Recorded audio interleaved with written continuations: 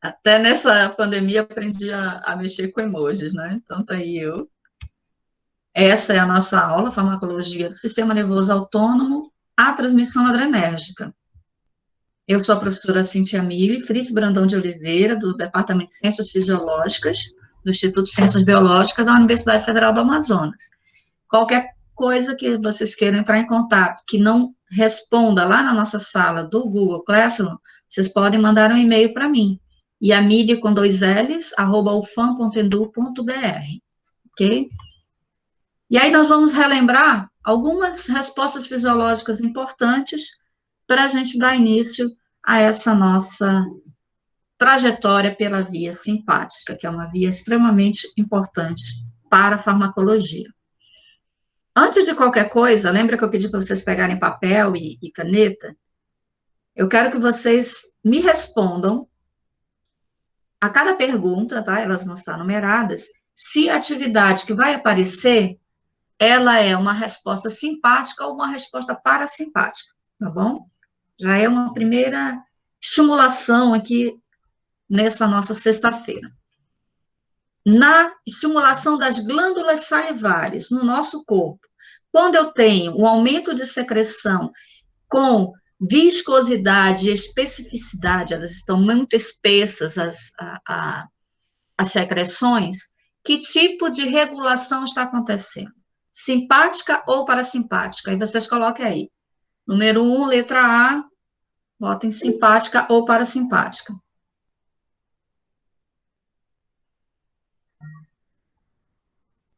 Qualquer coisa vocês me perguntem pela microfone, tá? Eu ouvi um barulhinho aí, eu não sei se é alguém querendo entrar na sala de aula ou alguma... Professora? Oi. A Thaís está pedindo para entrar na sala de aula, ela não está conseguindo. Ah, ok, peraí. Deixa eu sair aqui para poder deixar ela entrar.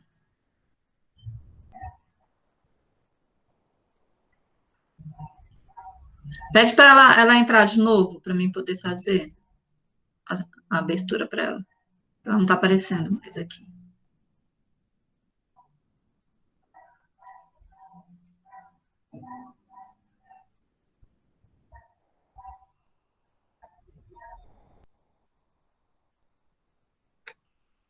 Entendeu? Eu não estou recebendo a solicitação dela, gente.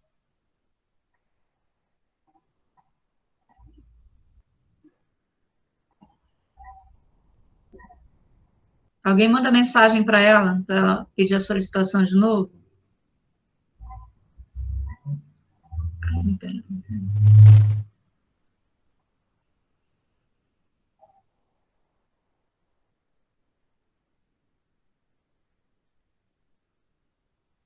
Vocês conseguiram mandar mensagem para ela?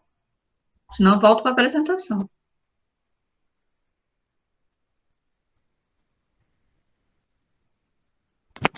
Ela vai tentar de novo, professora. Ok, estou aguardando para a gente poder voltar. Professora, por que a senhora pode deixar no seu celular ligado também? Aí a senhora aceita pelo celular. Pois é, o problema é que eu liguei agora o celular e deu uma microfonia aqui, mesmo eu tendo desligado todo o som. Eu fiz isso ainda há pouco. Mas ele dá uma microfonia terrível. Mesmo desligando tudo? Pois é, eu desliguei tudo, todo o som. Ó, quer ver? Vou entrar de novo com ele. Ó, entrei. Tá ouvindo?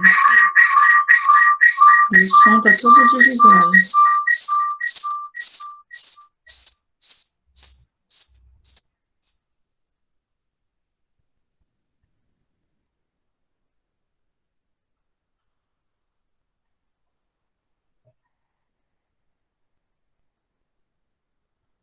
Olha, ela ainda não chegou aqui na apresentação. Eu vou voltar para a apresentação.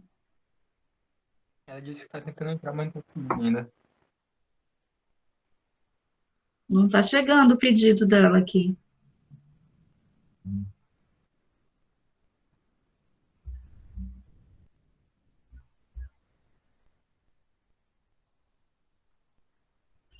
Quando ela pedir de novo, vocês me avisem, por favor. Quando ela conseguir, tá bom? A gente não se atrasar tanto aqui. Deixa eu botar lá.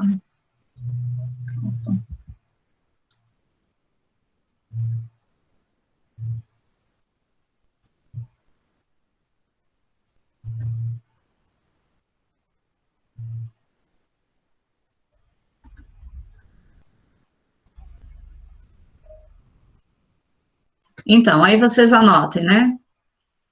Se essa estimulação de secreção viscosa espessa é simpática ou parasimpática. E na letra B, se a secreção é aquosa e abundante. É uma coisa bem interessante quando a gente pensa, por exemplo, na vontade de comer, de se alimentar. E quando a gente visualiza um prato que nos interessa, ou alguma coisa que nos causa algum tipo de resposta salivar importante. Quando eu penso em limão, por exemplo, eu tenho um tipo de estimulação glandular salivar bem diferente do que quando eu estou numa outra condição alimentar, né? Então, anotem aí. No globo ocular, quando eu tenho estimulação das glândulas lacrimais, essa resposta é simpática ou parasimpática?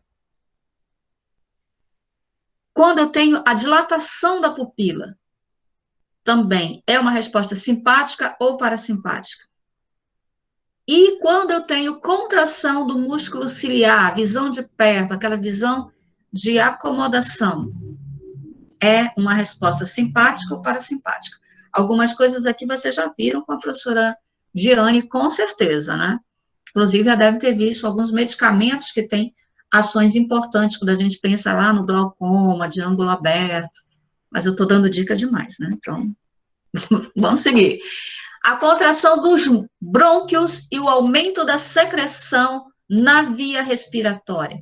Essa resposta é simpática ou é parasimpática? Notaram? Vamos para a próxima. Na genitália masculina, quando eu tenho estimulação da ejaculação, esse tipo de resposta é mediado pela via parasimpática ou pela via simpática? E quando tem estimulação da ereção, é simpático? É parasimpático? O que está acontecendo aí nesse fator da estimulação da ereção masculina? No coração, quando eu tenho aumento da contratibilidade da frequência cardíaca, o que eu estou mediando? Resposta simpática ou parasimpática? E se for no trato gastrointestinal, diminuindo a motilidade desse trato gastrointestinal, é simpática ou é parasimpática? Lá no útero, no relaxamento do útero, que tipo de resposta está mediando essa ação de relaxamento uterino?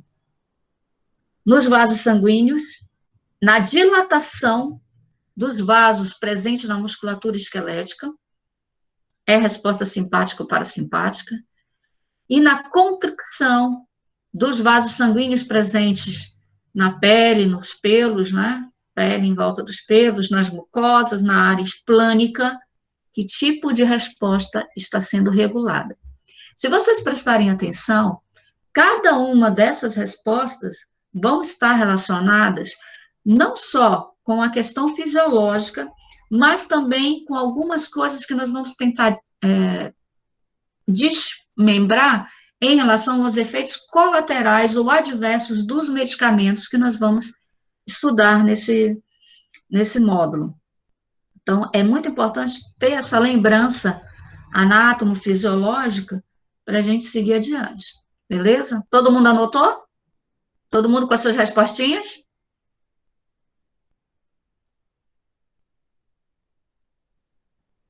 Não ouvi ninguém. Estou sem internet de novo?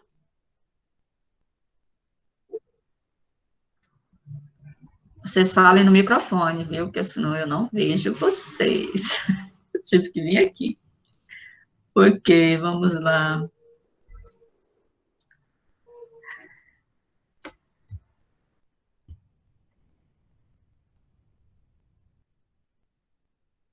Assim, tem uma diquinha aqui embaixo, lá no slide 13, quando chegarmos nele, vocês vão poder conferir se vocês acertaram. Eu não vou nem falar nada, hein? Dei só uma conferida. O sistema nervoso, nós já conhecemos, ele tem a grande divisão do sistema nervoso central, que é aquele que recebe, manda os estímulos, comanda as cadeias de respostas, não é? Ele medeia tudo o que o nosso corpo vai responder. Ele é a grande central, realmente, de notificação, de reconhecimento e de demanda de serviço para todo o corpo. E o sistema nervoso periférico, ele normalmente é traduzido como aquele que conduz o estímulo da via central até os órgãos efetuadores a partir de um estímulo recebido. E esse sistema nervoso periférico, ele é subdividido, né, na divisão eferente, que é aquela responsável pela via motora, que traz as respostas voluntárias até os órgãos efetores, e a divisão aferente, que é aquela responsável mais pelas respostas sensitivas, que leva as informações ao sistema nervoso central. Então, é um ducto de ida e volta.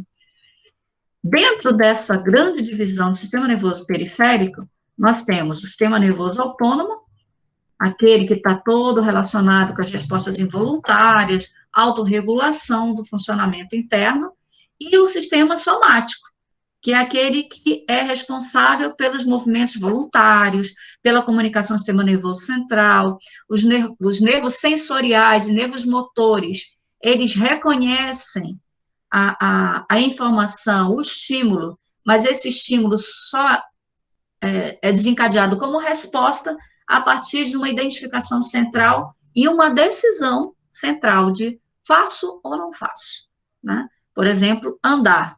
Ando ou não ando? Vou ou não vou? Né? Já o mecanismo autonômico, ele independe da nossa vontade, né? Graças a Deus, como a respiração, os batimentos cardíacos, né? Vários outros sistemas que estão relacionados a ele. E o sistema nervoso autônomo tem essa resposta parasimpática, que vocês já viram com a professora Jeane, atua nessa conservação da energia, nas respostas necessárias ao período de repouso, relaxamento, mantém o equilíbrio hemostático, mas devem ter visto que nem tudo no parasimpático é repouso, né?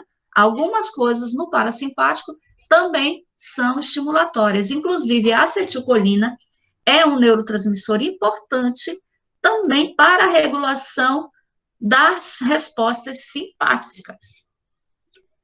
Essas respostas simpáticas, elas estão relacionadas essencialmente, né, ao estresse, à excitabilidade, ao gasto energético, à ativação dos órgãos necessários às respostas, principalmente em momentos de tensão, né? O corpo precisa responder de forma intensa, o simpático é estimulado.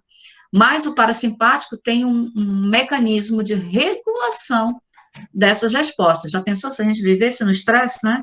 A gente vive, né? Ainda mais nesse meio tempo aqui, a gente meio surta duas coisas, né? Mas nós temos essa regulação parasimpática importante.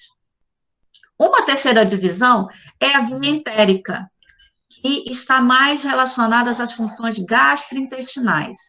Essa via entérica, ela pode também estar nos ajudando ao longo desse nosso módulo a entender alguns eventos colaterais que tradicionalmente não estão ligadas com as vias dos receptores da via simpática, mas que o medicamento acaba causando, por exemplo, náuseas, diarreia.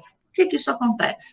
Existe uma correlação dessa via entérica, tanto com a estimulação parasimpática quanto simpática. Então, nós vamos também lembrar disso quando estivermos lá dando uma olhadinha nos eventos colaterais.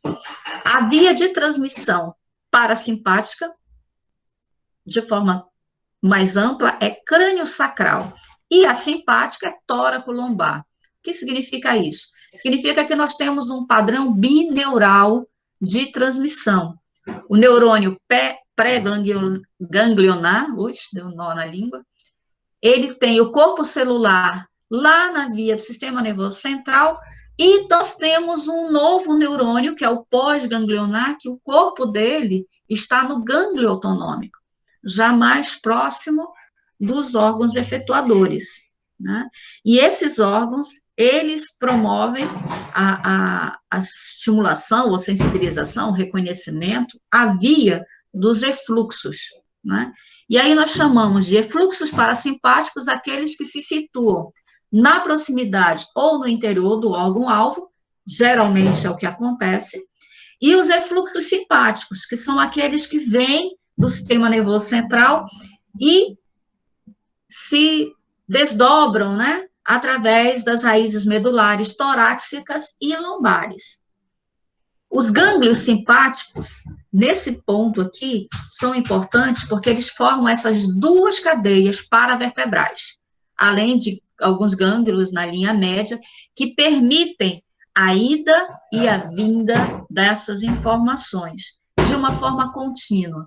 E essa forma permite também um equilíbrio na estimulação dos neurotransmissores dessa via autonômica. Já no sistema nervoso entérico, ele tem neurônios próprios que estão bem marcados, bem situados, bem localizados nesses plexos intramurais do trato gastrointestinal. Esses neurônios, eles são responsáveis também por receber os influxos simpáticos e parasimpáticos, mediarem essa estimulação para a via do trato gastrointestinais e também atuar de modo independente também do simpático e parasimpático nos controles das funções motoras, secretoras, e é muito interessante quando a gente faz estudos do trato gastrointestinal. Uma relação importante, que aí eu peço para vocês guardarem bem, porque vai servir para o nosso próximo módulo, que é da inflamação, que muitas respostas adversas dos anti-inflamatórios estão relacionadas a essa via de influxos do trato gastrointestinal independente.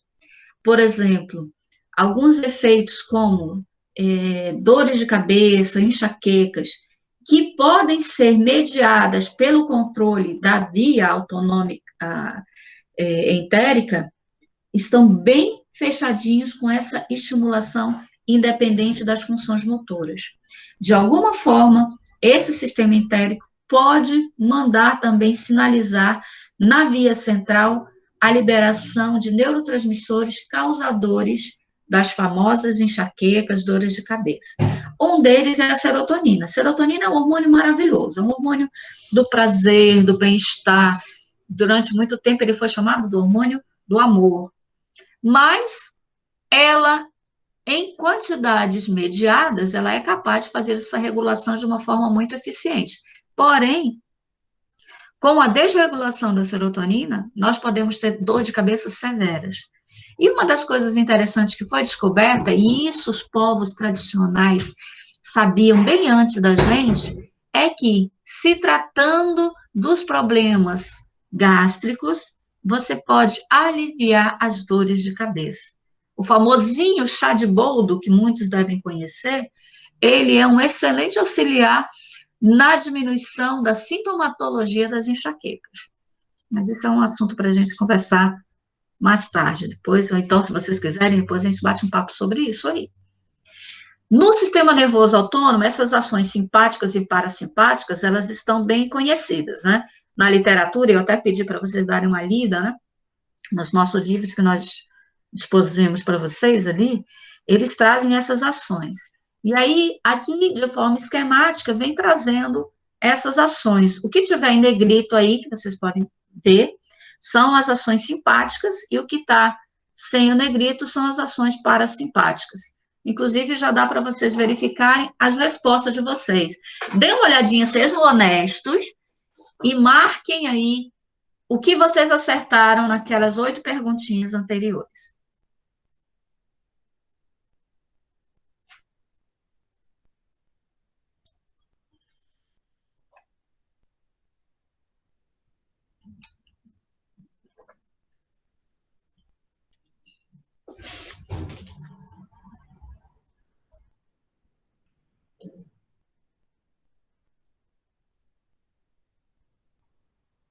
Tudo bem? Estão me ouvindo? Estamos só. Sim, eu só não entendi o que tem que fazer, professora. Vocês responderam aquelas primeiras perguntas lá que eu coloquei? Sim, Que era sim. para dizer se era simpático e parasimpático. Agora eu quero que vocês confiram se vocês acertaram. Por exemplo, aqui nas glândulas lacrimais, ela fala que a estimulação das glândulas lacrimais é uma estimulação pela via parasimpática. Deixa eu tentar botar aqui o marcadorzinho. Aqui, ó, pela estimulação parasimpática. Nas glândulas salivares, que foi a primeira pergunta, né? A secreção viscosa, espessa, estava relacionada à via simpática. E a secreção aquosa, abundante, pela via parasimpática. Se vocês acertarem, botem um okzinho aí do lado. É só para a gente reconhecer. Ok? Vou botar aqui. Aqui volta. Agora. Eu ia botar a luzinha aqui. Tudo bem?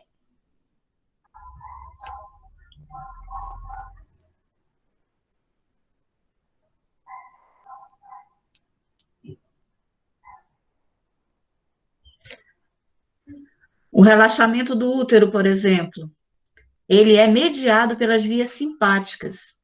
Tanto é que drogas que são agonistas adrenérgicos, dependendo do tipo de seletividade de receptor, elas podem provocar um relaxamento uterino. E muitas vezes podem, por exemplo, retardar o trabalho de parto. Em algumas situações, isso pode até ser útil, né?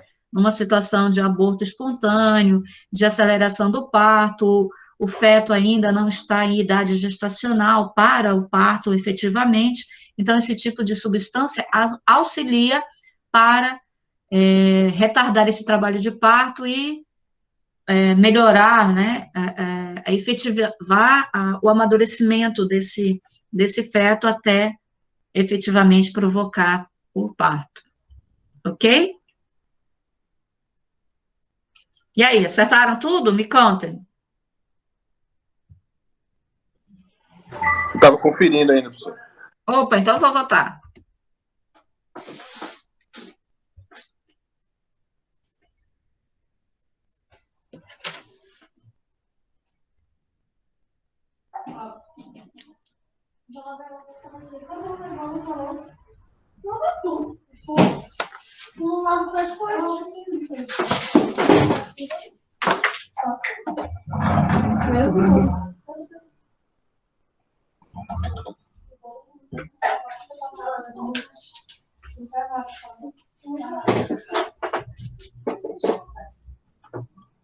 Ok? Ok, professor. Como foi? Acertaram?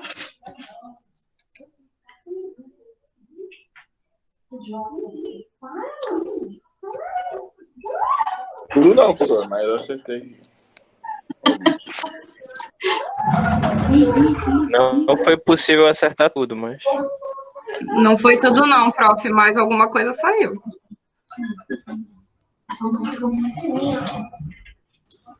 Errei só algumas, professor. Quantas? Algumas, não tem número exato. Não tem número exato, é ótimo. Ok. Depois lá no Classroom, vocês vão ter um exercíciozinho, isso aí vai melhorar, vai ajudar, tá? Não precisa ficar surtado agora, tá? Aí vamos em frente, né? Essa resposta simpática é uma resposta interessante, né? Ela é conhecida na fisiologia como resposta ou comportamento de luta ou fuga, né? Vocês devem ter visto lá na fisiologia, quando vocês pagaram a disciplina, né? E a atividade parasimpática, ela é o repouso, a saciedade, é aquela da tranquilidade. Esses sistemas, eles são ativados, né, de uma forma contínua, e em formas normais, no metabolismo basal, eles promovem um equilíbrio dinâmico de funcionamento em que o nosso organismo consegue manter todas as nossas funções sem que nós precisássemos fazer grandes esforços para isso. Qualquer alteração na anatomia ou nas respostas fisiológicas mediadas por patologias, mediadas por condições nutricionais, pela fase etária, crianças, muito idosos, podem fazer um desequilíbrio nesse sistema nervoso autônomo. Uma das coisas, assim, que é muito frequente é a hipertensão. Ou, o outro lado, a hipotensão. Por que isso pode estar acontecendo no organismo, já que o sistema simpático e parasimpático estão sempre em equilíbrio dinâmico? Essas comorbidades ou essas correlações realmente podem promover uma alteração na liberação dos neurotransmissores, né, que vocês também já conhecem. E aí nós temos como principais neurotransmissores a acetilcolina, da via parasimpática, e a noradrenalina, da via simpática. Mas, além desses neurotransmissores fundamentais, que são assim, o carro-chefe da transmissão autonômica, nós temos também os transmissores que nós chamamos de NANC. Deixa eu botar aqui um apontadorzinho. Não adrenérgicos, não colinérgicos. Por isso que é NANC. O óxido nítrico e o VIP, que é o polipeptídeo intestinal vasoativo, né, estão relacionados aqui principalmente com essa via parasimpática de respostas, né? O óxido nítrico é um elemento extremamente importante, ele só é produzido a partir da estimulação da óxido nítrico sintase em condições específicas, ele não é produzido continuamente, ele está muito presente nos vasos, no epitélio, né, dos vasos sanguíneos, e isso traz uma resposta importante, tanto na questão da vasoconstricção local, quanto quando a gente conversar também do processo inflamatório. Então, lembrem do óxido nítrico. Eu costumo até dizer que ele é duas caras, porque ele se comporta de forma dual, dependendo da situação onde ele se encontre. Além desses, né, nós temos o ATP, nosso conhecido, a energia, e o neuropeptídeo Y, né, que tem uma atuação na via simpática. Esses neurotransmissores NANC, não adrenérgicos, não colinérgicos, mesmo sendo transmitidos em situações específicas ou em quantidades muito inferiores aos principais neurotransmissores, eles podem interferir em alguma via, tanto simpática quanto parasimpática, ou aumentando a estimulação dessa via, ou, em algum momento, retardando esse processo de distribuição. Existem outros neurotransmissores NANC também, que são importantes, como a 5-HT, que é a serotonina, mencionei ela ainda agora, o GABA, que é um neurotransmissor central inibitório extremamente importante, e a própria dopamina, que está no processo da via biosintética de formação da noradrenalina, né? Essa cotransmissão, ela acaba se tornando um fenômeno geral, independente da presença ou não do neurotransmissor nas fendas. E aí, a acetilcolina, a gente já conhece, né? Essa estrutura dela é maravilhosa e a gente até entende, né? Quando a ação das enzimas degradadoras que gostam de pegar essa parte da molécula para quebrar, né? E ela tem uma atuação importante nas fibras eferentes pré-ganglionares autonômicas, quase todas aquelas que saem do sistema nervoso central são mediadas ou carregam a estimulação colinérgica. Isso aqui é interessante, gente, porque ele é capaz, nessas fibras pré-ganglionares, de também fornecer uma estimulação adrenérgica lá no início da transmissão. Também está presente nas fibras motoras somáticas, aquelas não autonômicas, por exemplo, na musculatura esquelética. Também está em todas as fibras parasimpáticas pós-ganglionares e em algumas fibras simpáticas pós-ganglionares, também fazendo uma mediação da liberação simpática, da estimulação simpática. Sem acetilcolina, eu não consigo ter uma efetividade de resposta da noradrenalina. A noradrenalina tem essa estrutura importante, e aí eu vou pedir para vocês anotar essa estrutura aqui, porque nós vamos trabalhar muito com ela no próximo ponto da nossa aula, tá? É esse grupamento aqui, que a gente chama de grupamento catecol, que é esse anel aromático, e essa ligação, né, com duas hidroxilas nesses carbonos. E a cadeia lateral, uma cadeia amina, olha só como está bonitinho aqui, que caracteriza as catecolaminas, por isso que o nome dela vem assim, porque ela tem o catecol, o radical catecol, e a cadeia lateral amina. A noradrenalina, então, está presente nas fibras simpáticas pós-ganglionares, na sua ampla maioria, muito bem distribuída. Professora, Esses Oi? desculpa, no catecol são 2 hidroxilas, porque ele estava cortado na imagem. 2 hidroxilas. Ah, tá, obrigada. Daqui a pouquinho eu mostro ele de novo melhorzinho para vocês. Então, são as catecolaminas, o grupamento catecol, né, com as 2 hidroxilas, e uma cadeia lateral amina, que caracteriza essas moléculas das catecolaminas. Quem são as catecolaminas? Noradrenalina, presente nas terminações simpáticas, a adrenalina, que está lá nos hormônios na medula suprarrenal, e a dopamina, que é um precursor metabólico na noradrenalina, e a adrenalina que está presente principalmente na via central. A dopamina é um neurotransmissor também muito importante, que tem receptores próprios, diferentes dos receptores da noradrenalina e da própria adrenalina. Em cima desse conhecimento, se fez a constituição do primeiro derivado sintético das catecolaminas, que é a isoprenalina, a partir da molécula da noradrenalina.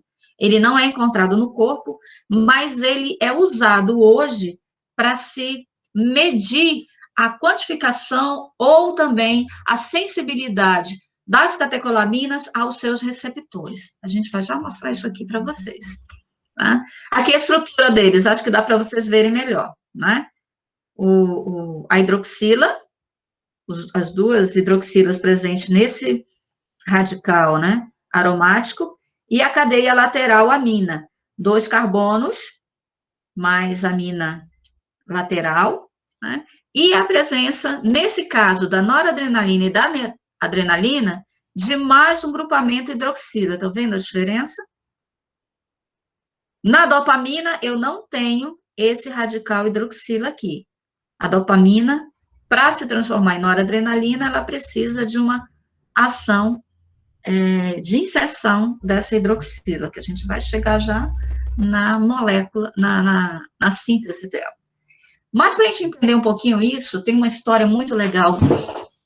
No meu doutorado, eu tive um professor fantástico, que ele adorava contar essas histórias, né? Até para a gente compreender como é que esse negócio chegou hoje. É muito importante a gente conhecer isso. E olha só como foi interessante essa descoberta das catecolaminas. E não é uma coisa tão longe, não, da nossa história. Em 1895, o Oliver e o Schaefer, eles estudaram o extrato da suprarrenal de gatos em corações isolados. E eles começaram a perceber esse efeito pressor, na pressão desses corações. Em um dos históricos experimentos, eles fizeram, os gatos estavam, né, com o peito aberto, o coração exposto, e eles administravam a suprarrenal em um animal e fizeram a ligação do coração do animal 1 para o coração do animal 2, eram 2 gatinhos, e essa estimulação aparecia no segundo animal, mesmo sendo estimulado no primeiro. Claro que naquela época não existia comitê de ética de uso animal, né? E se fez muita coisa louca. Confesso para vocês que a história da ciência, e principalmente da farmacologia, não tem coisas muito saudáveis, assim, para a gente relembrar. Mas esse experimento foi interessante, porque a partir dali eles começaram a pensar que deveria haver alguma substância nesse extrato da suprarrenal que causava uma estimulação que se propagava a partir de uma ligação. Logo em seguida, em 1899, o Abel, ele conseguiu isolar esse extrato da suprarrenal e encontrou o princípio ativo que foi denominado de adrenalina. Em seguida, o Stuhl e o Dakin, conhecendo esse princípio ativo, conseguiram fazer a síntese dessa adrenalina. A via biosintética, eu acho que vocês devem ter visto isso, talvez na bioquímica também, e a fisiologia, ela relembra essas coisas também, mostram a mesma coisa que desde 1889 foi conhecido, essa via biosintética da adrenalina. E aí deu um salto um pouquinho na história, em 1910, o Barger e o Dale, eles começaram a entender as atividades farmacológicas das aminas sintéticas, e aí a isoprenalina entra importante nesses estudos, comparando a esse princípio ativo retirado da suprarrenal. E começaram a denominar de ações simpatomiméticas, quer dizer, aquelas que imitam as respostas simpáticas.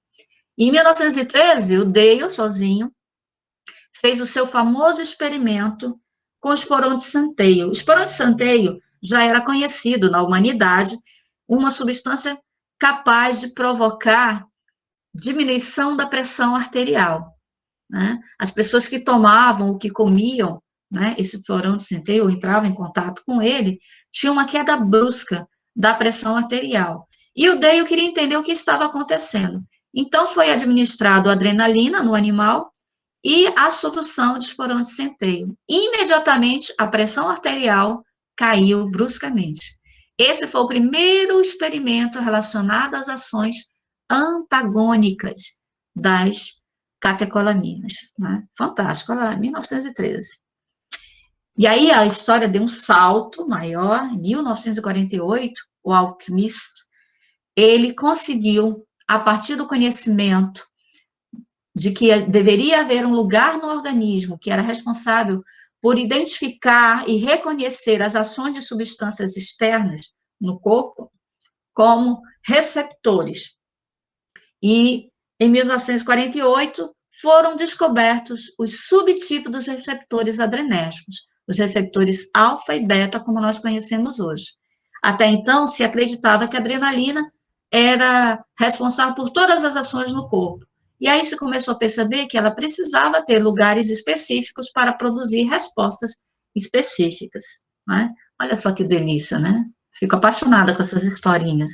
Se você der uma lida no Hangdale, que está lá no Castle, ele volta e meia, ele traz lá no rodapé do livro algumas historinhas interessantes. Eu gosto muito do Dale, porque ele, além de ser um livro bem didático, eu acho muito fácil de estudar farmacologia por ele, né? Ele traz essas informações históricas que nos situam do que aconteceu nesse meio tempo. E aí, uma das coisas interessantes em relação às respostas simpáticas é como o nosso corpo reage frente a essas ações e estimulações em lugares específicos, em receptores específicos. Aí eu estou aqui, né, linda e bela, olhando para a vida, e de repente me aparece um leão na minha frente, né? Claro que aqui não vai aparecer. Vou imaginar que eu ganhei na loteria, vou fazer um safari na África agora, dei de cara com o leão, né? Só ganhando na loteria mesmo, porque com salário de professor é complicado chegar lá, mas enfim. Os meus olhos, eles vão começar a ter uma resposta interessante de midríase pela estimulação dos receptores alfa-1.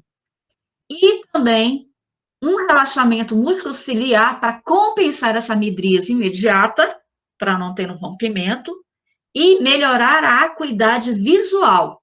Preciso entender o que é esse objeto.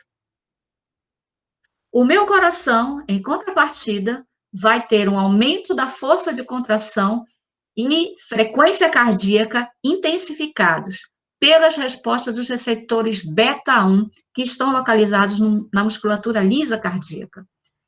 As minhas arteríolas, então, vão sofrer um processo de contração excessiva, especialmente na pele e nas mucosas, estimuladas inicialmente pelos receptores alfa-1 e, de forma de contrapartida, nos receptores alfa-2, que são receptores de recaptação de catecolaminas, nós vamos ver isso depois também, mas são receptores importantes.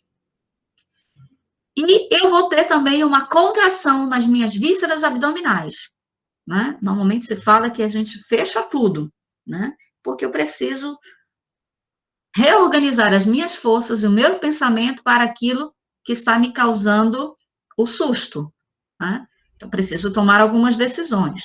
Na musculatura esquelética, eu vou ter uma dilatação efetiva pela via dos receptores beta-2. E isso vai compensar também na resposta pulmonar. Eu tenho broncodilatação efetiva nos bronquíolos, né, pela essa estimulação beta-2, e no fígado, para compensar essa via de gasto energético, eu preciso uma estimulação da produção de glicose, também pela via dos receptores beta-2 presentes no fígado. A gliconeogênese é potencializada. Na musculatura esquelética, depois de tudo isso acontecer, eu vou ter também, pela estimulação desses receptores beta-2, o aumento da contratibilidade dos músculos, trava tudo, vou ter algum tipo de ação, e a glicogenólise é, então, efetivada, né? Eu vou degradar todo esse glicogênio que foi produzido lá no fígado de forma imediata, porque eu vou precisar de energia para fazer o quê? Fugir. Não vou enfrentar esse leão, sou louca, né? Eu sou um pouquinho, mas nem tanto. Quando eu falei da questão da síntese, né, da via biosintética dessas catecolaminas, lembrei para vocês alguns fatores importantes disso, né? Lembra que eu falei da dopamina, que é formada nessa via biosintética. Ela é o primeiro neurotransmissor formado nessa via a partir da presença da tirosina, né?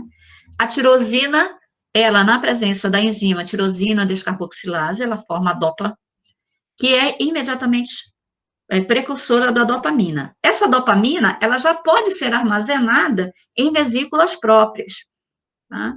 As mitocôndrias têm um fator importante aqui, por conta da estimulação do piruvato, do carreamento, mas também pela presença de uma outra enzima importante, que a gente vai chegar lá, que é a MAO.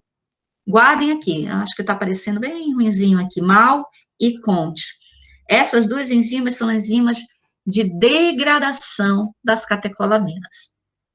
Depois da formação da dopamina, eu tenho a formação da norepinefrina, né, que é também armazenada através do carreamento de proteínas, do ATP, e elas ficam armazenadas também nessas vesículas próprias.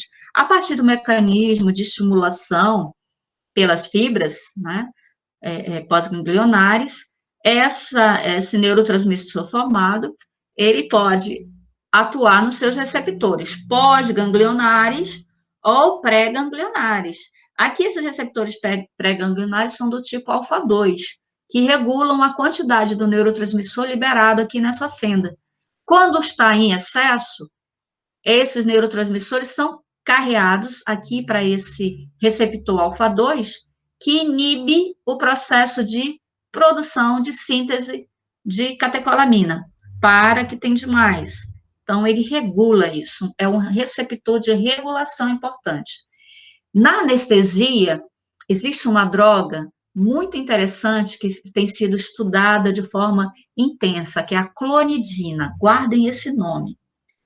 Tá? Principalmente se vocês vão mexer muito com anestesia, vocês vão ouvir falar da clonidina.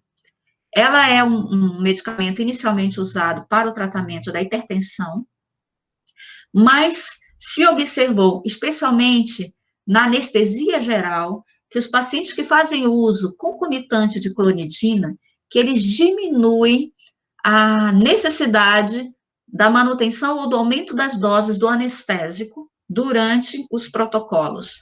Então, você pode usar com mais segurança uma concentração de anestésicos menor.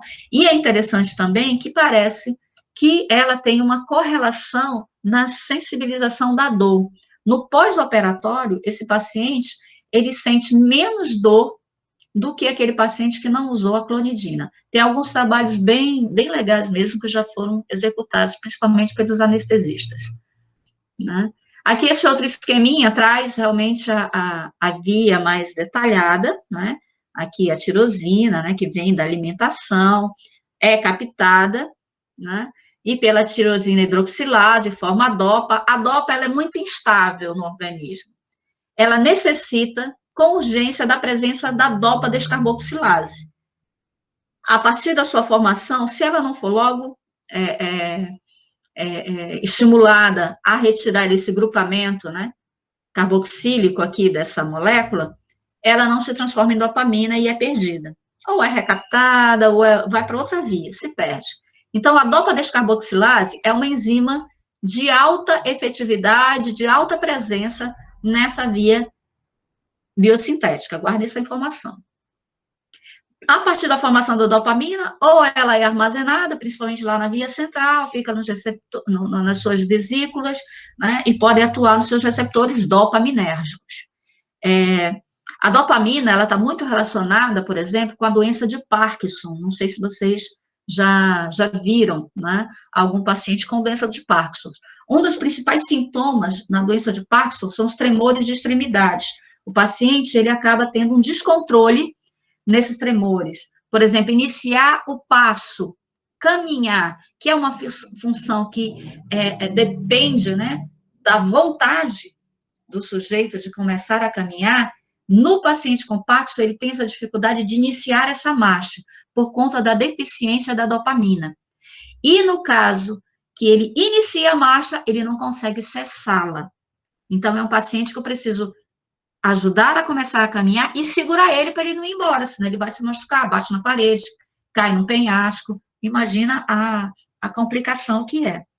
Fora essa questão do descontrole dos tremores, né, das mãos, né, a pessoa tem dificuldade de comer até, a colher treme tanto que cai a comida toda dela, um copo de água vai sacudir todo que vai molhar a pessoa inteira. É um dos grandes problemas que é observado. Então, a regulação da dopamina é um fator importante nisso. A dopamina que não é armazenada, então, ela sofre uma ação de hidroxilação pela dopamina beta-hidroxilase, que inclui nesse primeiro carbono a hidroxila para formar a nossa noradrenalina. Esse é o primeiro neurotransmissor simpático efetivo que nós temos na formação. E, normalmente, vocês vão ver, a maioria das literaturas vão falar de respostas noradrenérgicas, porque a noradrenalina está sendo formada primeiro e talvez em maior concentração que a própria adrenalina. Tá? E tem algumas respostas interessantes entre noradrenalina ou norepinefrina, que vocês podem ver, dependendo da tradução, e adrenalina ou epinefrina. A noradrenalina, então, sofre também uma transferase, metiltransferase, né, pela presença da feniletanolamina N-metiltransferase, que vai adicionar à amina terminal da noradrenalina um radical metil. Pronto, essa é a adrenalina. A grande diferença entre adrenalina e noradrenalina em questão molecular é o radical metil. Isso é pergunta de prova, hein? Nós temos algumas respostas da via de receptores que essa presença desse radicalzinho metil aqui faz toda a diferença. Agora, veja uma coisa interessante. Eu posso ter substâncias capazes de inibir a síntese das catecolaminas a partir dessa via biosintética. Por exemplo, a própria noradrenalina, lá no sistema de recaptação pela estimulação dos receptores alfa-2, ela pode inibir essa resposta da tirosina hidroxilase, impedindo a continuidade dessa cascata, ou, e aí essa aqui é uma via de regulação endógena, né? Ou uma regulação exógena, com um medicamento conhecido como alfa-metiltirosina. Ele é um antihipertensivo, que ele atua principalmente inibindo essa atividade enzimática, diminuindo os níveis de dopamina, noradrenalina e adrenalina nas vias simpáticas. Ou nas vias de sinalização simpáticas. Isso faz com que a pressão arterial que está desregulada caia, já que eu vou ter uma diminuição efetiva desses neurotransmissores que são estimulatórios da pressão, né? Um dos grandes problemas da alfa-metiltirosina está relacionada à queda intensificada dessa pressão arterial. Porque uma vez que eu desregulo esses neurotransmissores, para voltar à regulação final, eu vou precisar reiniciar esse processo de biossíntese, não é? E isso vai ser um problema com esse medicamento. Então, normalmente, ele é utilizado em situações de hipertensão descompensada, mais grave, e sempre acompanhado de outro antihipertensivo regulatório.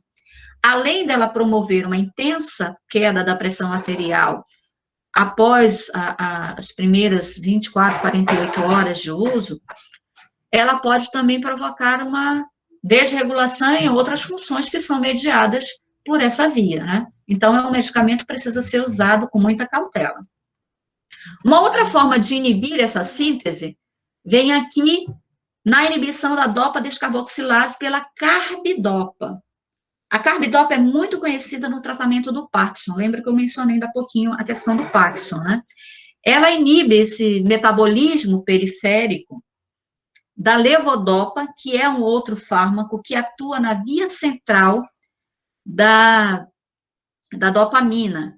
Ela é capaz de regular a dopamina na via central, favorecendo a estimulação dopaminérgica, que regula as funções musculares, né, mediadas pela via central. O grande problema é que a levodopa, ela sofre também descarboxilação pela dopa-descarboxilase, e ela precisa atravessar a barreira hematoencefálica. A carbidopa não atravessa a barreira hematoencefálica e inibe essa atividade da dopa-descarboxilase, facilitando a vida da levodopa. Então, nós vamos ter uma potencialização da levodopa pela associação com carbidopa. Tradicionalmente, o tratamento do Parkinson, ele inicia com a levodopa na primeira sintomatologia mais branda do Parkinson. Quando o paciente começa a acelerar, porque, infelizmente, a doença de Parkinson é uma doença neurodegenerativa, ela não tem cura ainda, a gente só consegue desacelerar esse processo, nós introduzimos a carbidopa como associação para potencializar os efeitos da levodopa. Esse é um ponto importante. Carbidopa não atravessa a barreira hematoencefálica, então ela atua inibindo essa atividade só na via periférica. E permite que a levodopa atue na via central, né? Esse é um ponto importante demais. E aí nós temos uma última droga aqui, que eu trouxe para vocês de interesse para entender essa inibição e atuação farmacológica, que é o disulfiram. Não sei se vocês já ouviram falar, mas o disulfiram, ele tem uma ação, principalmente no tratamento do alcoolismo. Tradicionalmente, o disulfiram não tem essa resposta, né, de bloqueio do alcoolismo, mas são justamente os efeitos colaterais do disulfiram que trouxeram essa informação para essa opção de tratamento, né?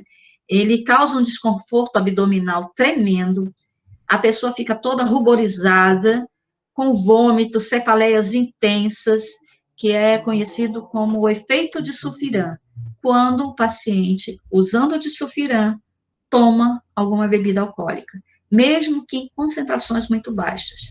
Existem alguns medicamentos, por exemplo, o metronidazol, né, que é usado para vários processos, é um antibiótico importante, que ele é contraindicado, aliás, todos os antibióticos são contraindicados o uso do álcool, mas o metronidazol mais que todos, porque se você toma o álcool e utiliza o metronidazol, esses efeitos que são chamados efeito tipo disulfiram são muito intensificados, né?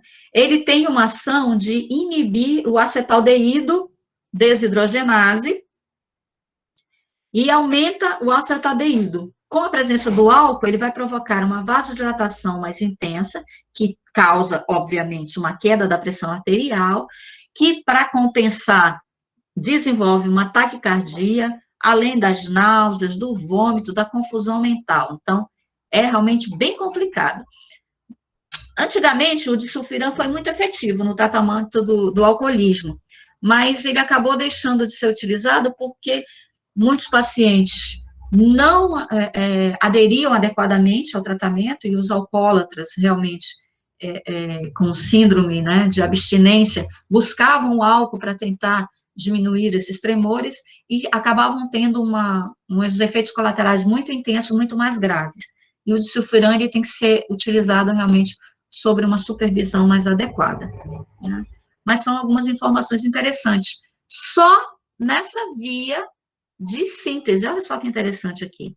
Já estamos vendo alguns aspectos dessa resposta de fármacos na via simpática, logo no processo de formação das catecolaminas. Mas nós temos outras formas também de inibir a presença dessas catecolaminas de forma efetiva, né, a noradrenalina. Vamos imaginar ela aqui presente na vesícula, guardadinha, depois da formação, que linda e bela que ela está lá, né? O ATP está aqui presente, são 4 moléculas de ATP, e a cromogranina A faz com que esse conjunto fique estável dentro dessa vesícula. Perfeito. Só esperando o momento da estimulação para que ela possa ser liberada na fenda sináptica e vai lá, linda e bela, ligar os seus receptores, não é? Algumas dessas drogas, que eu vou mostrar para vocês, foram drogas importantes nesse processo de conhecimento, inclusive no controle do aumento da pressão arterial. A reserpina é uma delas, é um hipotensor muito importante. Ela é um alcaloide natural, foi extraída das raízes de uma planta chamada Rauvolfia serpentina, é nativa da Índia, né? Recebeu esse nome porque as raízes, elas se enrolam parecendo serpentes, e aí os descobridores, né, dessa espécie fizeram esse batismo, né, a essa planta. E das raízes dessa planta foi retirada esse material biológico que tem essa ação de inibir a captação da noradrenalina nas vesículas de armazenamento. Elas são capazes de levar um esgotamento total dessas catecolaminas e até mesmo da serotonina nos terminais axonais, centrais e também nos periféricos, de tão intensa que ela é. Ela foi considerada, né? Ela é considerada, aliás, o primeiro fármaco estudado para atuar na via simpática do sistema nervoso autônomo humano. Ela foi realmente usada e concebida como medicamento, né? Hoje nós temos essa reserpina, né, ainda em circulação, ainda em uso. Um dos medicamentos mais conhecidos hoje é o Igroton reserpina, e ele é utilizado para o tratamento, né, da hipotensão mais severa, mais grave, não responsiva.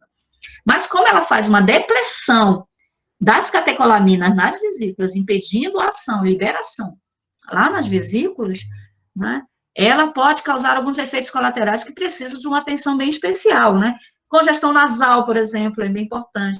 Cansaço, e eu considero, assim, esses dois próximos sintomas que eu vou mencionar para vocês, os mais graves e que foram causa, inclusive, de desistência, de abandono do tratamento por parte dos pacientes. Um deles é a depressão, porque, e aí eu abro só um parênteses para a gente falar de depressão, né? Se tem a teoria das aminas no processo de depressão. Então, noradrenalina, dopamina e serotonina são as aminas que estão relacionadas no processo de desenvolvimento de depressão quando elas estão desreguladas ou diminuídas. Como a reserpina diminui essa liberação de noradrenalina, que é um neurotransmissor importante, uma amina importante no sistema regulatório do humor também, ela também causa em alguns pacientes até propensos à depressão, um um gatilho para essa patologia. E o outro acontece principalmente nos homens, que é a impotência sexual. E aí, né, o cara pode até ter pressão alta, mas impotência ele não aceita, né? E aí abandona o tratamento. A outra droga é a guanetidina. Ela compete diretamente com a noradrenalina pela entrada nas vesículas. Ela inibe, de uma forma bem seletiva, a neurotransmissão adrenérgica e noradrenérgica nesses nervos pós-ganglionares. Ela é transportada através da membrana, pelo mesmo mecanismo que transporta a própria noradrenalina. Então, ela compete nessa entrada, né? E é por conta disso, né, impede que a noradrenalina seja armazenada, e se ela não for armazenada, ela é degradada pelas enzimas degradadoras, especialmente a MAO, neste caso, e o paciente pode ter uma diminuição da pressão arterial. Por isso que a guanetidina, assim como a reserpina, também é usada para o tratamento da hipertensão arterial. Mas também vai causar vários efeitos colaterais importantes, como náuseas, vômitos, anorexia, diarreia, xerostomia, a própria impotência sexual que a reserpina causa, dermatite, alopécia. Complicado, é até mais grave que a própria reserpina. Uma das coisas que é interessante do paciente que toma guanetidina é que pela manhã o paciente pode apresentar o que a gente chama de hipotensão ortostática. É aquela queda brusca da pressão arterial quando você está numa situação de repouso e se levanta. O que é recomendado para esse tipo de paciente que toma guanetidina é que, quando for se levantar, ele primeiro sente, aguarde alguns minutos e depois levante. Se ele tentar imediatamente, após estar deitado, se levantar, ele pode cair, por conta da hipotensão imediata que vai acontecer. Vocês continuam aí comigo? Estão me ouvindo? Sim, Sim, professor. Me avisem, gente, senão eu penso que eu estou sozinha aqui, por favor, não me abandonem. Olha só que interessante esse processo, né, da guanetidina. Essa recaptação aqui da noradrenalina, né, pelo receptor alfa-2 adrenérgico, ela é um processo que realmente é mediado pelo aumento do neurotransmissor aqui na fenda. Esse aqui é o espaço, né, e aqui os locais dos seus receptores, os sítios alvos de ação do neurotransmissor. A guanetidina, ela impede essa exocitose, quer dizer, essa liberação da noradrenalina. Ela vem para dentro da vesícula, a noradrenalina não consegue mais ser recaptada e ela fica solta. Dentro da vesícula, eu tenho a monoaminoxidase, que é a enzima de degradação.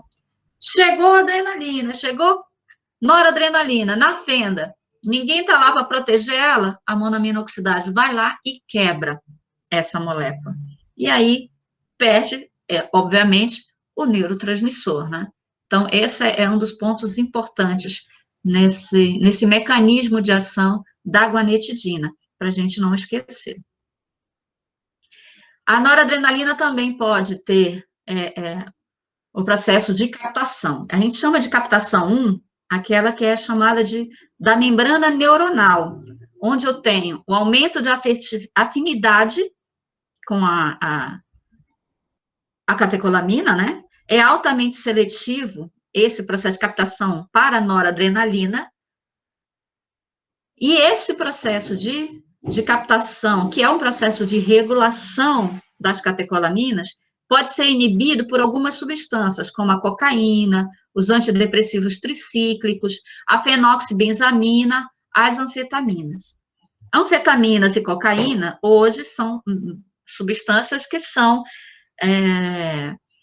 não indicadas para nenhum tipo de terapia. Antigamente, a anfetamina ela era utilizada para o tratamento da obesidade, porque como ela estimula as respostas adrenérgicas, ela inibe o centro da fome. Nos anos 70, essa era conhecida como bolinhas, né? ela era muito utilizada pela geração Paz e Amor, porque ela causava alucinação, delírio, a galera viajava com as anfetaminas, né?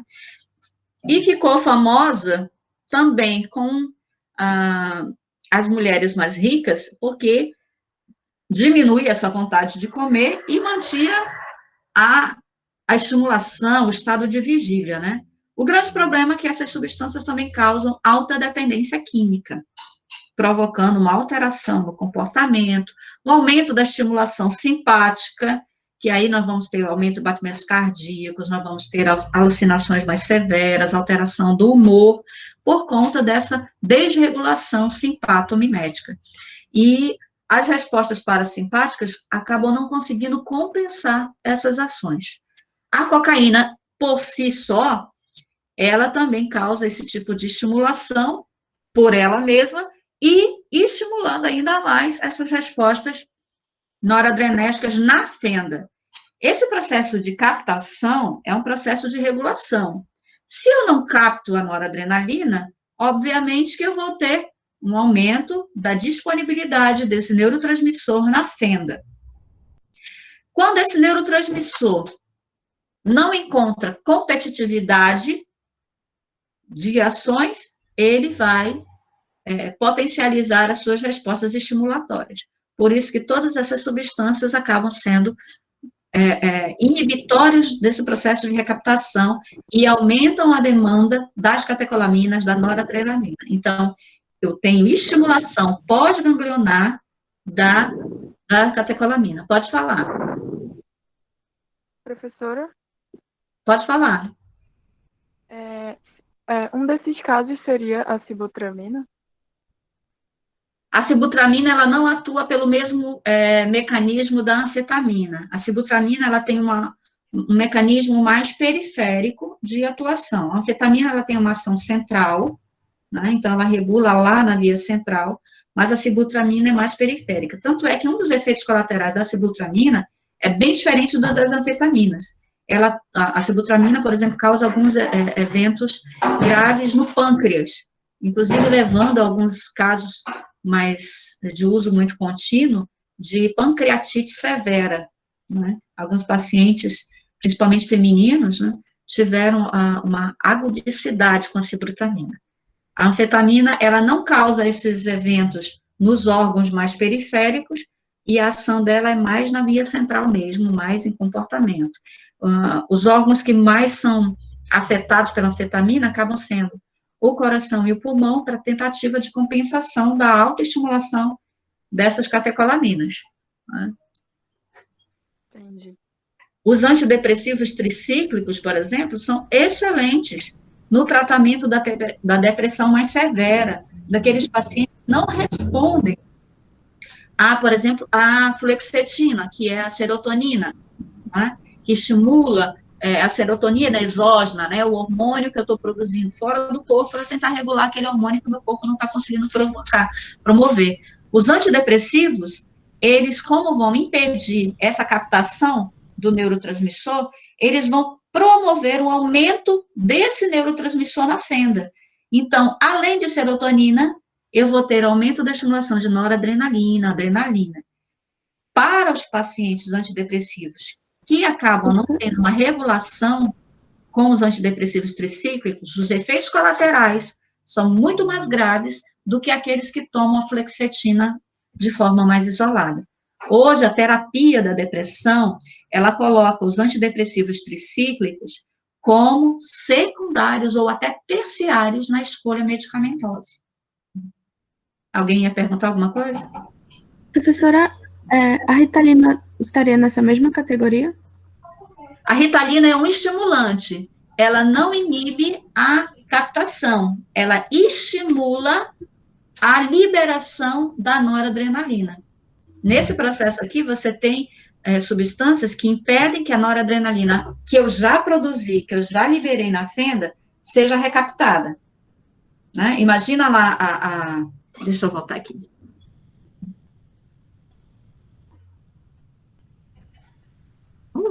Volta. Aqui, ó. Nessa produção, eu tenho a noradrenalina aqui produzida, né? Então, ela vai ficar armazenada aqui nas vesículas, esperando o estímulo para ser liberada aqui na fenda. No caso da depressão, o que acontece? Eu preciso de estimulação aqui, nesses receptores, para manter a estimulação e o estado, né, de humor, de estabilidade, a sensação de fome, de vigília, de atenção, tudo isso é perdido durante a depressão. Na depressão, eu tenho a perda da quantidade de neurotransmissores aqui, principalmente as aminas, noradrenalina, adrenalina, dopamina, serotonina, principalmente. Quando eu uso a reserpina, ela estimula a noradrenalina produzida, que está presente nas vesículas, a sair. Os antidepressivos tricíclicos, eles impedem que essa noradrenalina que está aqui, que já saiu, que está aqui na fenda, seja aqui, ó, recaptada. Essa é a grande diferença das ações. Normalmente, a Ritalina, eu falei reserpina, foi? A Ritalina, ela é usada, por exemplo, para pessoas que têm déficit de atenção, está com dificuldade de concentração para estudar, né, para se preparar para algum concurso, para alguma prova.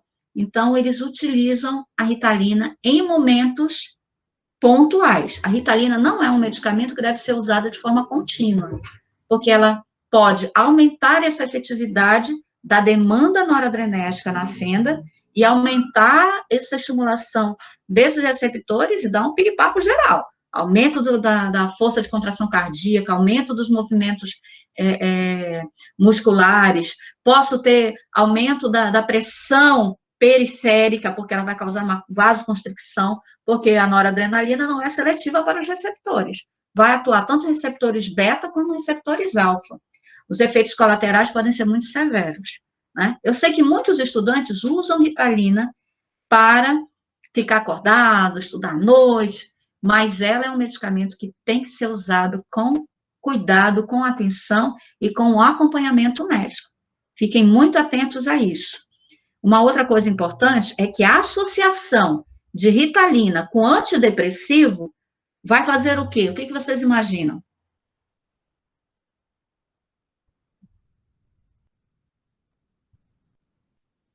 Fiquei sozinha?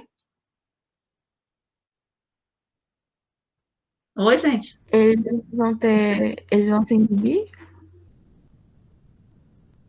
Tanto os antidepressivos como a Ritalina, eles estão associados aqui, ó, ao aumento da liberação das noradrenalina, adrenalina, das catecolaminas. Usar duas substâncias que potencializam a ação desse neurotransmissor na fenda vai fazer com que eu tenha um excesso de estimulação das catecolaminas. Eu posso entrar em colapso, ter surtos, tem pacientes, inclusive, que têm surtos apocalípticos, né? Tem paciente, nós tivemos casos de pacientes que saem correndo na rua, tirando a roupa, enlouquecido, e se joga na frente de um carro.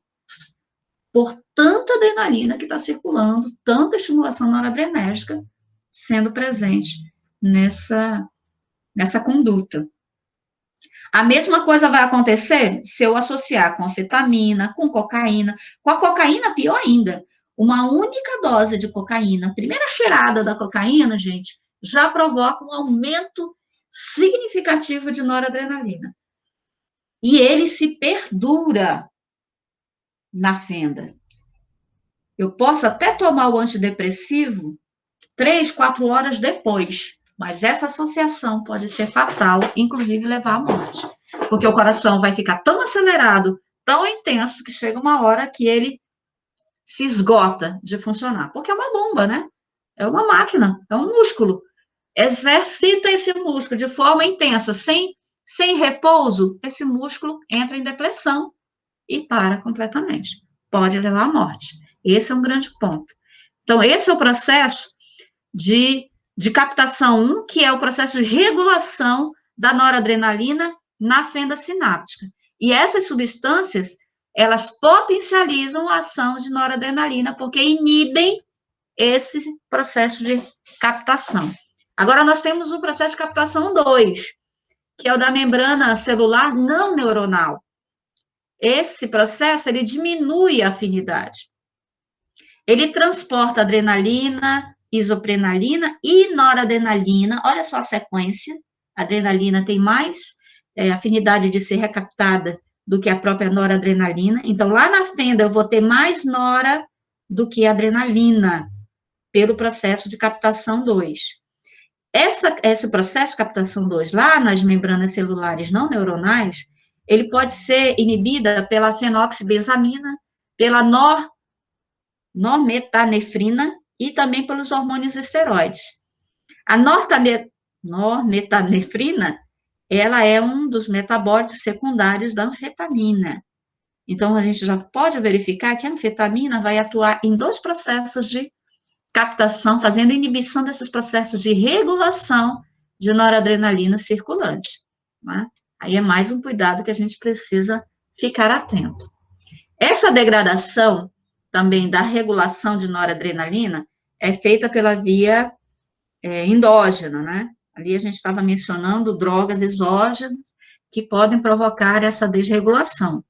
Na via endógena, as enzimas que eu já tinha mencionado para vocês, a monoaminoxidase e a catecol ortometiltransferase, a MAL e a COND, elas são as enzimas mais importantes nesse processo, mais eficientes. Inclusive, a MAL não degrada só adrenalina e noradrenalina, mas também pode degradar dopamina e serotonina. A MAL, ela está lá, presente no interior das células, está bem próxima às membranas de superfície das mitocôndrias, um lugar muito estratégico, porque é justamente onde circulam as vesículas armazenadoras. Olha como a MAL é esperta, né? Ela está lá só esperando a catecolamina ser formada e ser encaminhada para o armazenamento. Deu bobeira, a MAL vai lá e quebra. Ela também é encontrada nas terminações nervosas adrenérgicas, né? No fígado e no epitélio intestinal. Olha só que interessante isso. No fígado, a MAL degrada uma série de medicamentos que têm similaridade molecular com adrenalina e noradrenalina. Lembra que eu pedi para vocês gravarem aquela estrutura química da adrenalina, noradrenalina? Isso aqui é importante, porque vocês aprenderam lá na farmacocinética com a Giane que o fígado é o nosso principal órgão responsável pelo metabolismo, né? E a biotransformação. E essa presença da MAL no fígado, ela vai ser uma das principais responsáveis pela degradação de muitas drogas que são administradas, inclusive diminuindo a efetividade de muitos medicamentos. E no epitélio intestinal, é um outro fator interessante. Não sei se vocês já perceberam, mas nós não temos comprimidos de adrenalina. Já viram isso? A adrenalina era sempre na via injetável. Por que a gente não tem comprimido de adrenalina, gente? Ia ser tão bom, né? Toma aí seu comprimido de adrenalina e vamos embora. Para tratar a depressão ia ser maravilhoso. Para estimular, manter o povo acordado na aula de farmacologia. Por que será que nós não temos? Quando eu penso que eu tenho mal lá no epitélio intestinal, toda substância que é em forma de comprimido, ela sofre absorção na via duodeno intestinal, não é? Passa pelo trato gástrico e vai para o intestino. Lá no intestino, dá de cara com quem? Com a MAL. Degrada tudo. Então, não tem como a gente ter essa forma. Então, a via de administração também é uma via importante para a gente observar a efetividade dos medicamentos. Se eu perguntar para vocês, lá vem uma pegadinha, lá numa questão, sobre a absorção de determinada droga pela via oral e que ela tem uma relação com essa estrutura de adrenalina e noradrenalina, vocês vão saber me dar a resposta, né? Vai ser degradada pela monoaminoxidase. E como eu já mencionei, essa monoaminoxidase também controla dopamina e noradrenalina, porque elas estão lá na via de degradação, na via biosintética, né? Pré-ganglionar. Existem alguns medicamentos que inibem a ação dessa enzima, que são chamados de inibidores da monoaminoxidase. Esses medicamentos, obviamente, vão o quê? Aumentar a concentração de noradrenalina. Inibidores da MAO também são drogas usadas para o tratamento da depressão. Na maioria das vezes, os efeitos que esses inibidores da MAO promovem não são tão graves quanto aqueles como a anfetamina, a cocaína, que nós vimos anteriormente. Mas são medicamentos que precisam estar acompanhados também pela equipe médica para observar todos os efeitos que possam ser mediados pela via noradrenérgica, né? A CONT, a ortometiltransferase, é encontrada nos tecidos neuronais e não neuronais. Ela tem ação também nas catecolaminas e também nos seus derivados catecolaminérgicos. Ela produz 2 metabólitos importantes aqui, que é interessante porque a gente pode mediar a presença e a estimulação dessa enzima num paciente que esteja fazendo uso de drogas estimulatórias adrenérgicas.